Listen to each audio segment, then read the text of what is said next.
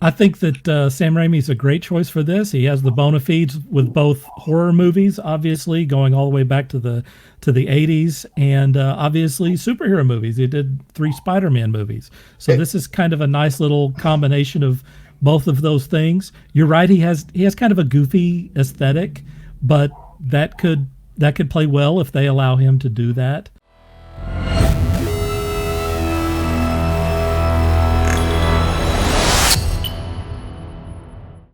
All right, so we're going to start out with some breaking news that just literally happened right before we went to air. So we moved everything down the list, and we're going to talk about this first.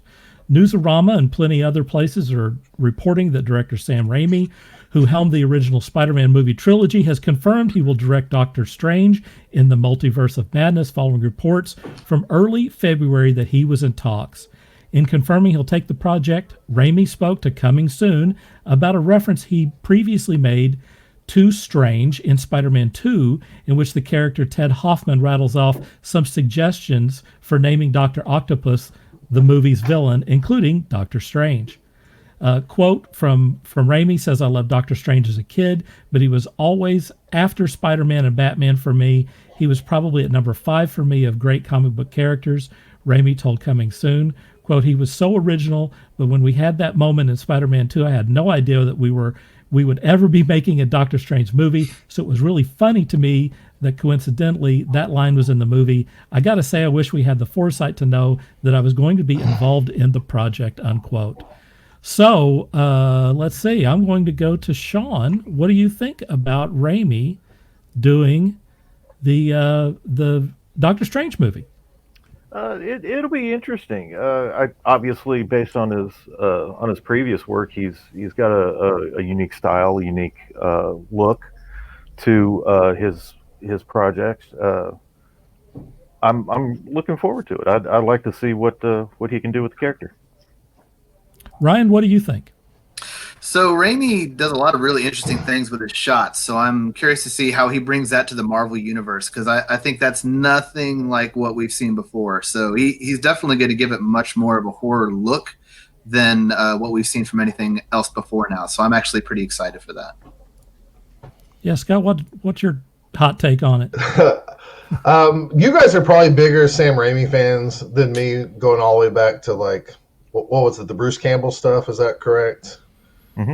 On that, I've never been a horror film fan, really. I mean, there's some great horror films out there and stuff, but it is interesting because, like, when you told us, like, hey, we're gonna bump some questions and talk about this, I'm like, wow, I can't believe they hired him for this. I mean, it's just so different, and maybe that's good because we don't want all the Marvel movies to. We want them to kind of feel the same family, but at the same time, changing things up is probably a really good thing. So it's interesting, but all I know is some of those old shots from some of those old movies and stuff still just crack me up, like following the bullet across the screen and this and that. So we'll see what he brings to the table, but I'm very interested.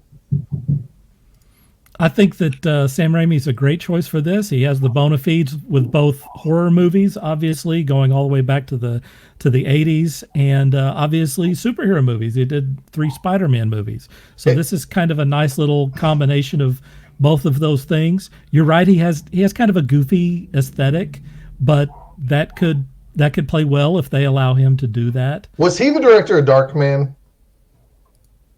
I believe so. He was at least a producer of it. That was one of his very first things.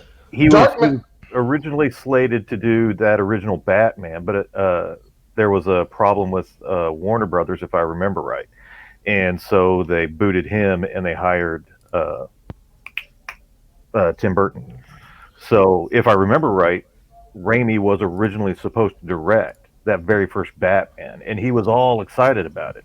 But whenever he got kicked off the project, that's whenever he, still in that superhero mode, decided, I'm going to make my own superhero. Okay, well, so we had Darkman.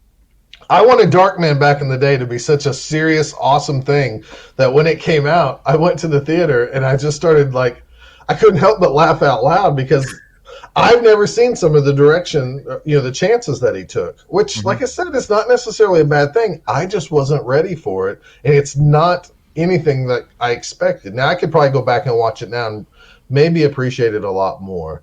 It helps that he loves the character, and he feels like it's a top 5 character from his childhood, because then he's going to probably even give it even more love. And really, those first couple Spider-Man movies that he did weren't bad.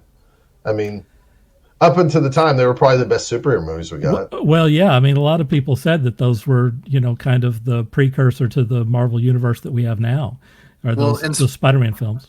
In Spider-Man 2, you've got that glimpse where Dr. Octopus wakes up on the table, and that's kind of the first kind of real horror that I've seen in some of those superhero kind of movies. So I'd like to see more of that from him in this.